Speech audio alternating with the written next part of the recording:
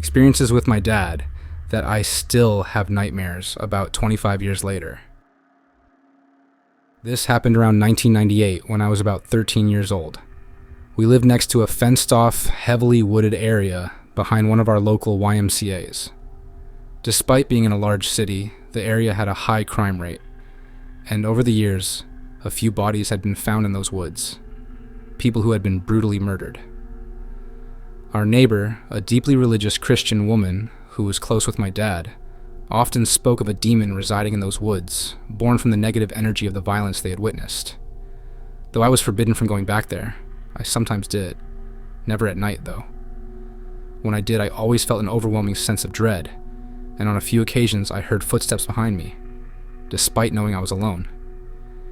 Even in a city full of lights, those woods were unnaturally dark, as if they held a malevolent force within them. 1998 was a difficult year. My dad was constantly anxious, burdened by financial struggles, and the stress of being a single parent. My brother and I were often neglected, as many teenagers seemed to be in the 90s. We lived just a stone's throw away from those cursed woods, and I began to have recurring nightmares that haunted me for months. In the dreams, a thick black fog would seep out from the woods, creeping closer and closer until it swallowed me whole and dragged me into the darkness. Each time I woke up in a cold sweat, convinced that something evil was trying to pull me in. My dad believed we were under attack, but I thought he and the neighbor were just feeding my fear with their talk of demons. One night, my dad and I were sitting in our beat-up old Volvo, arguing about something I can't even remember now. We were being nasty to each other, our words filled with bitterness and anger. In the middle of the argument, my dad suddenly said, "Every time we do this, we're just feeding that thing that lives in the woods." I laughed at him, mocking his belief, but at that very moment, something started pounding on the trunk of the car. It felt like fists, slamming down with incredible force, over and over again. We both screamed, terrified. The pounding grew louder and more intense until I finally threw my arms around my dad and cried, "I love you. I'm sorry." He did the same, and as we kept repeating those words, the pounding slowly faded until it stopped completely. We were both in tears, shaken to our cores. When my dad checked the car later, there were dents on the trunk, shaped like fists. Dents that hadn't been there before. My dad has passed away now, but even if he were still alive, he would never speak about that night. Whenever I tried to bring it up, he would shut down the conversation immediately. We moved away not long after, but I still believe, deep in my heart and soul, that something evil resides in those woods. Now I live just 3 miles away from them, and sometimes I feel a twisted curiosity to go back and record what might be there. But the thought of walking into those woods at night still fills me with a terror I can't shake. TL.dr.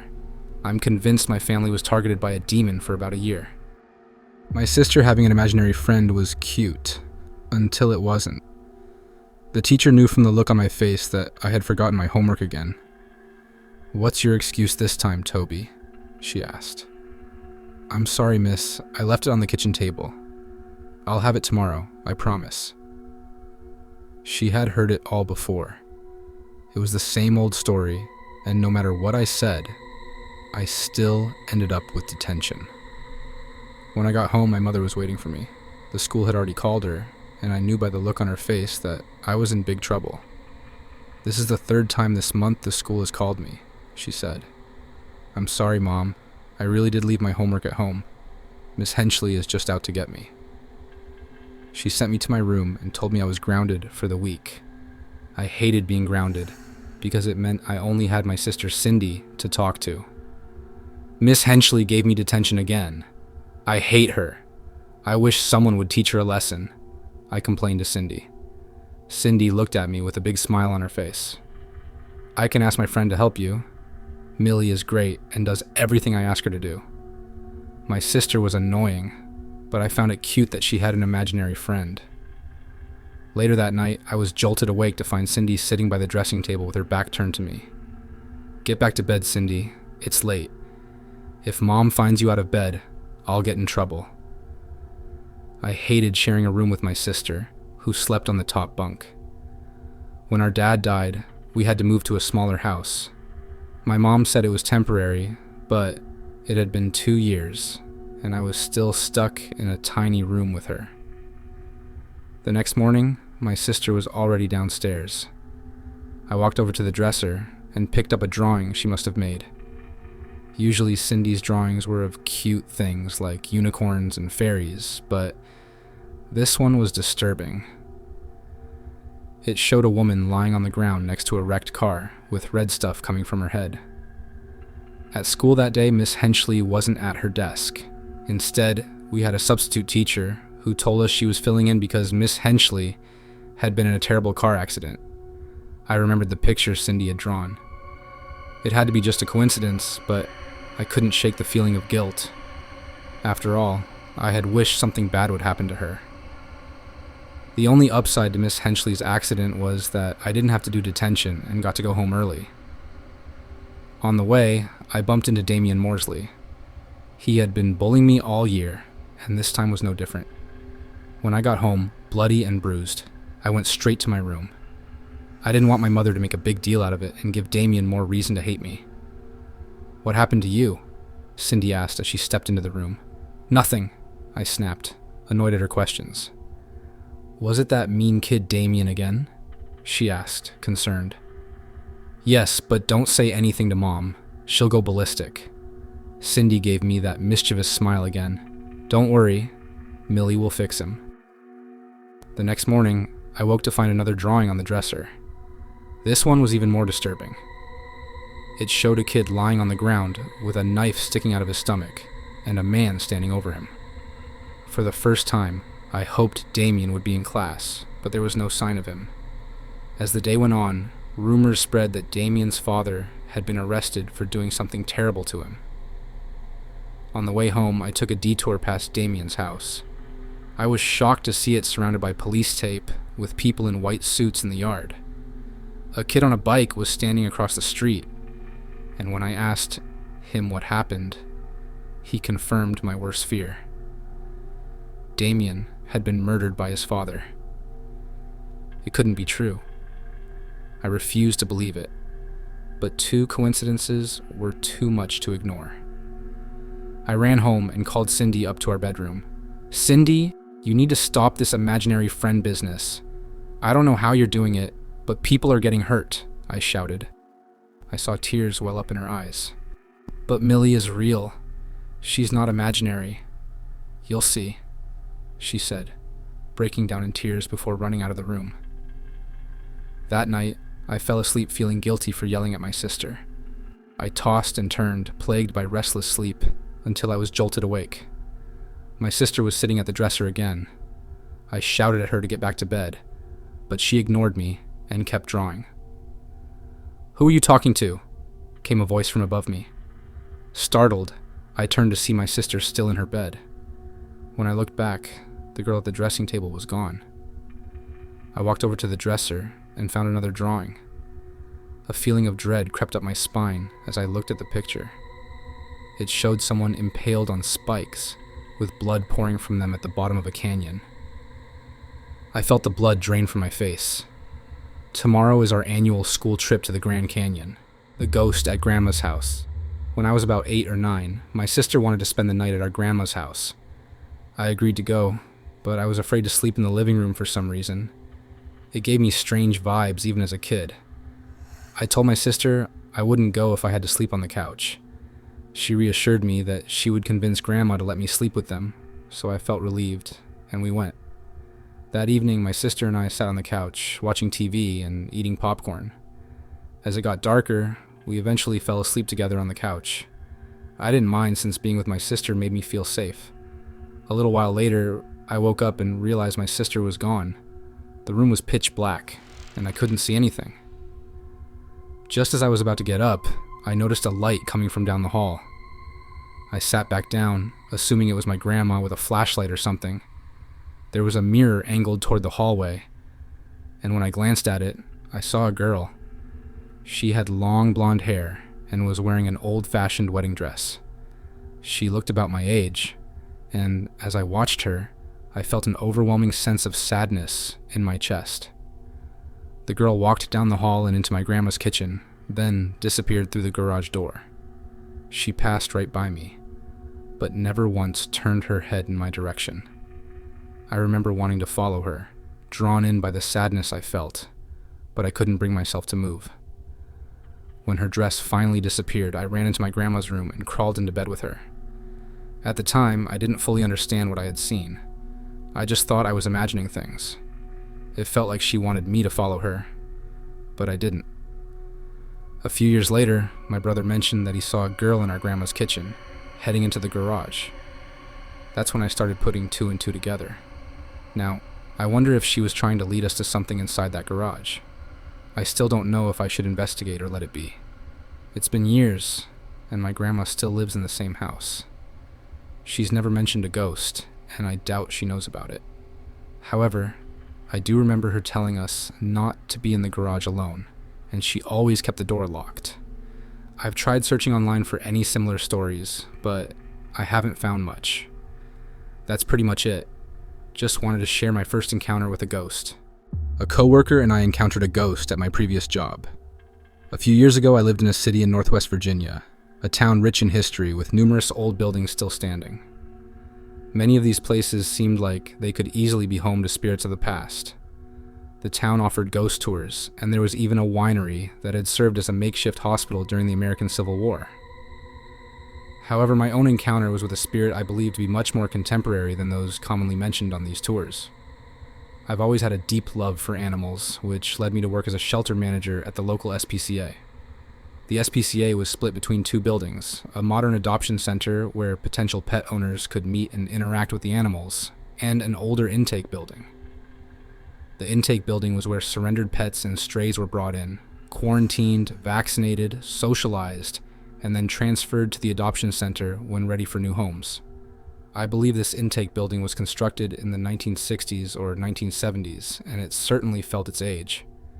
The region was no stranger to flooding and snowstorms, which had taken their toll on the building over the decades.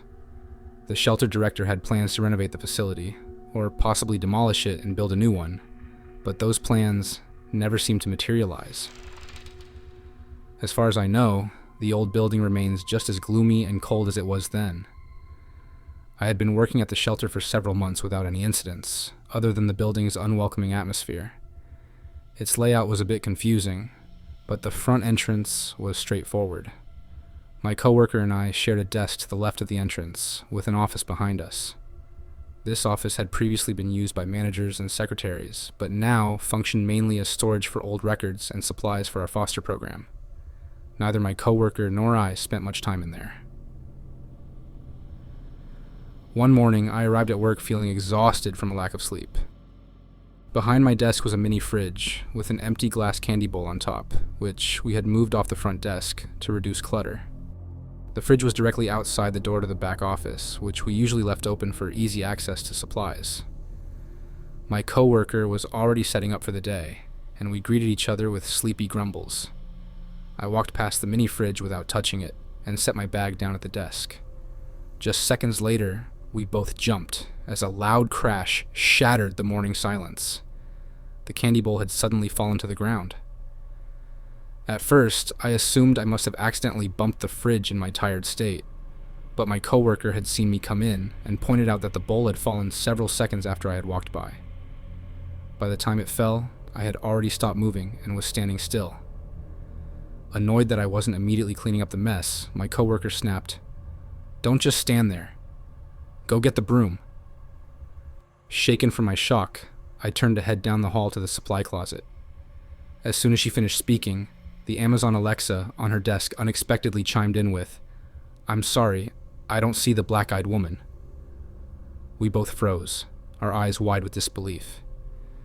For a few moments, we just stared at each other, then glanced at the Alexa and the open office behind us. An eerie sense of dread filled the air as we peered into the office, but nothing was there. Although shaken, we had work to do and tried to move past the incident. Still, we couldn't stop thinking about how strange it was for the Alexa to say something so bizarre and unrelated to my coworker's command. Normally, we took our lunch breaks at the desk, but given the morning's unsettling events, we decided to eat at the adoption center and share our experience with our other coworkers. While most of them found the story creepy, they didn't dwell on it for long. But when we recounted the event to our director, her reaction was quite different. She immediately tensed up. "Did I ever tell you about the manager who killed herself in that office?" she asked. My coworker and I were stunned. "No," we both gasped. "Well," she began, "we used to keep medications in-house, unlike now when a vet brings their own supply. Back then, we even carried euthanasia drugs. A former manager at the intake building used those drugs to euthanize herself in the 1990s. That's why we don't keep any medications on site anymore."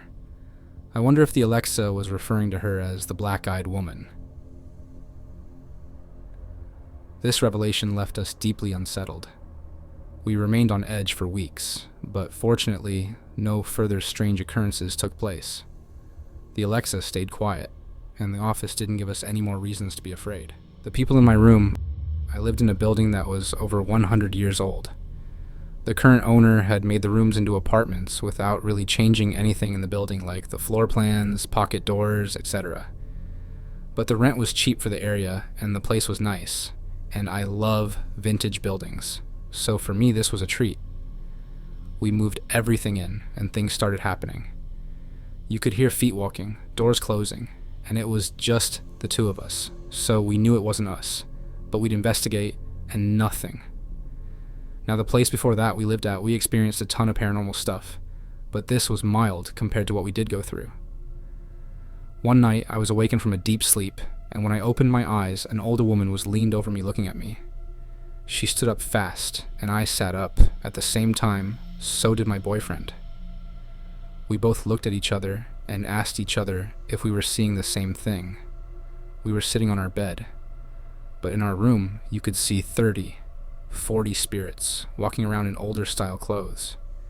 You could see the cigarette smoke and hear a piano playing. The ladies had on the long skirts, high collar dresses, and the men had on button shirts and suspenders. They were talking and laughing and would look over at us like we were the intruders. We both said out loud, "Do you see what I see?" And we confirmed we each saw the same thing. The next thing we knew, we were waking up, and it was morning, and to this day we still talk about that experience. Looking into the history of the building it was a saloon many years ago. But in the light of day, it was a happy place. But we only stayed there less than a year before moving out. Ouija board in haunted childhood home. In May 1987, while my parents were on vacation, I stayed at the haunted house where I had lived from 1979 to 1985. Although the poltergeist activity had mostly stopped, I was still uneasy being alone there, especially at night. I asked a friend to stay with me for company, and he agreed, curious about the paranormal stories I had shared. My brother, hearing about my plan, decided to join with two of his friends. One of them brought a Ouija board, thinking it would be fun to use in such a creepy setting. We gathered around the board in the dining room, lit some candles, and started asking questions.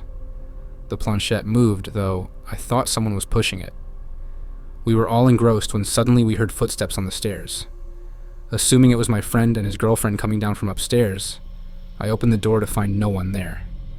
When I went to check, my friend insisted they hadn't moved, and they had also heard the footsteps.